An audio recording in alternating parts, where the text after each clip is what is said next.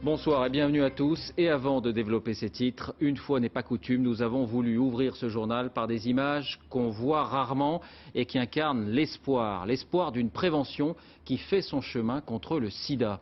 En cette journée mondiale de lutte contre la maladie, l'ONU souligne que le nombre de nouveaux cas recule en Afrique grâce à cette prévention.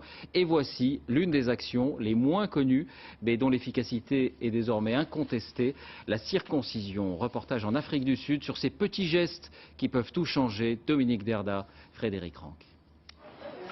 Ils n'emmènent pas bien large, ces jeunes Sud-Africains. Ils ont beau se serrer les coudes, aucun d'entre eux n'est jamais passé par là. Il n'y a donc personne pour rassurer son voisin. Tous ce matin sont venus se faire circoncire. Ils vont me couper avec des ciseaux, alors oui, j'ai peur. Je suis un peu inquiet, mais pas trop, je vais le faire. Si t'es pas circoncis, tu peux plus facilement être infecté par une femme. Et là, c'est plus sûr. Oui. Aujourd'hui, ils sont une vingtaine, âgés de 15 à 30 ou 35 ans. C'est l'été en Afrique du Sud. L'hiver, ils sont plus nombreux encore.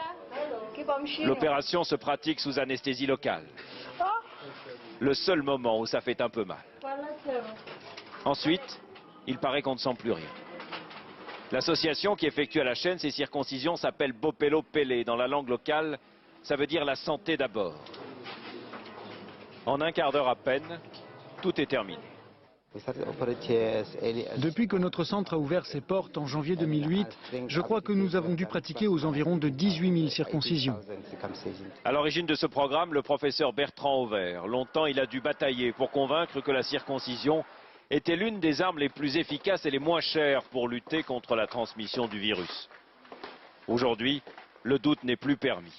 Nos études ont montré que la réduction de la transmission du VIH de la femme à l'homme due à la circoncision était de 60%. Mais aussi, cette circoncision réduit la transmission du papillomavirus, qui est la cause principale des cancers du col de l'utérus, mais aussi du virus de l'herpès génital. Quand ils font campagne dans les townships des environs, les animateurs de Bopelo Pele se gardent bien de prétendre que la circoncision est le remède miracle, qu'il n'y a plus aucun risque.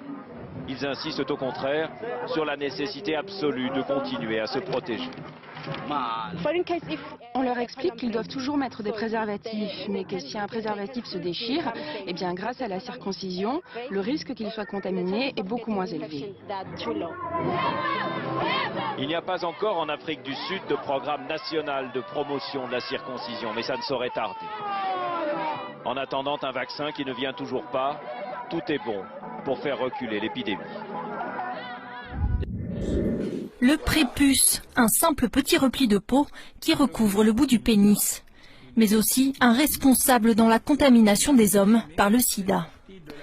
Dans cette muqueuse très fine, il y a quantité de cellules, appelées cellules de Langerhans, ici en vert.